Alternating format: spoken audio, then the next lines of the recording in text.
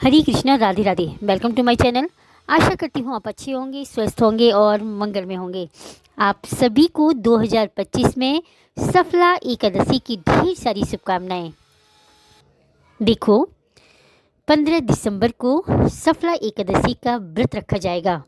ये एकादशी बहुत ही ज़्यादा पावन, पवित्र, फलकारी है। आपको नाम से ही पता चल रहा होगा, सफला यानी कि हर कार्य को सफल करने वाली। आपका कोई एग्ज़ाम रुक रहा हो तो सफला एकादशी का व्रत रखें। आपका कोई बड़ा काम रुक रहा हो, सफला एकादशी का व्रत रखें। कोई मन्नत पूरी ना हो रही हो, सफला एकादशी का व्रत रखें। यानी कि हर क्षेत्र में सफल करने वाली, यानी सफलता दिलाने वाली। इसलिए इस बार सफला एकादशी का व्रत अवश्य रखिएगा। आज इस वीडियो में मैं आपके लिए लेकर आई हूँ पावन, पवित्र, फलकारी सफला एकादशी की कथा। बहुत ही सुंदर है। आपसे विनती है, इस कथा को बड़े मन भाव से, श्रद्धा के साथ सुनिएगा, क्योंकि जब हम भाव से और श्रद्धा के साथ सुनते हैं तभी हमारा व्रत पूर्ण माना जाता है। और व्रत में कथा अवश्य सुननी चाहिए। आइए कथा सुनते हैं। पहले एक जयकारा लगाते हैं। बोलिए लक्ष्मी नारायण भगवान की जय, सफला एकादशी माता की जय।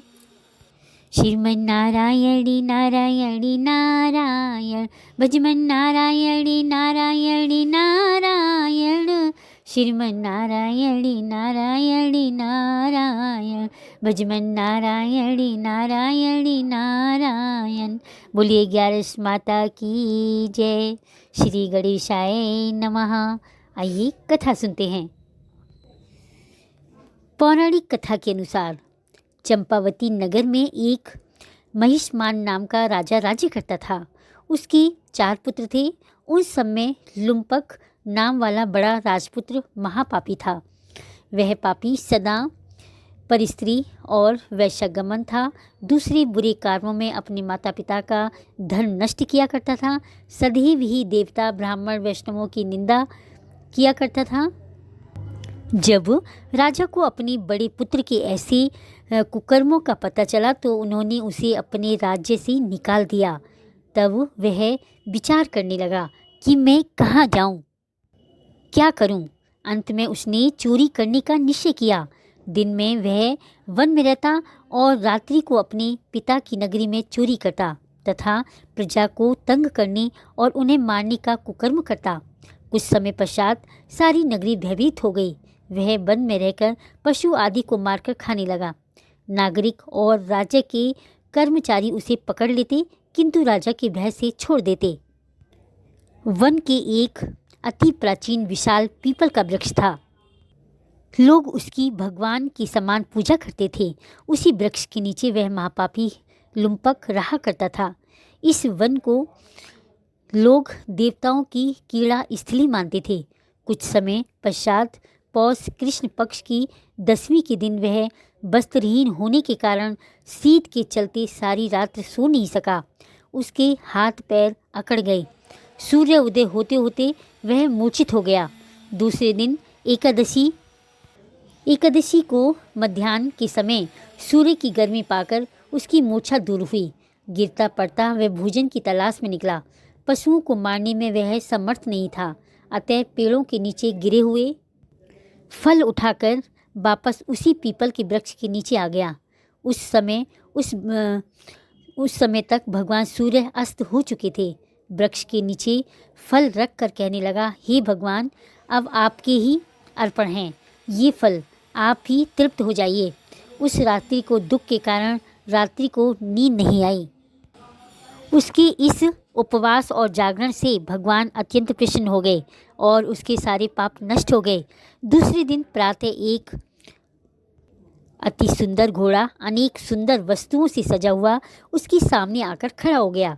उसी समय आकाशवाणी हुई कि हे राजपुत्र, श्री नारायण की कृपा से तेरे पाप नष्ट हो गए हैं। अब तू अपने पिता के पास जाकर राज्य वापस प्राप्त कर। ऐसी वाणी सुनकर वह अत्यंत प्रसन्न हुआ और दिव्य वस्त्र धारण करके भगवान आपकी जय हो कहकर अपने पिता के पास गया।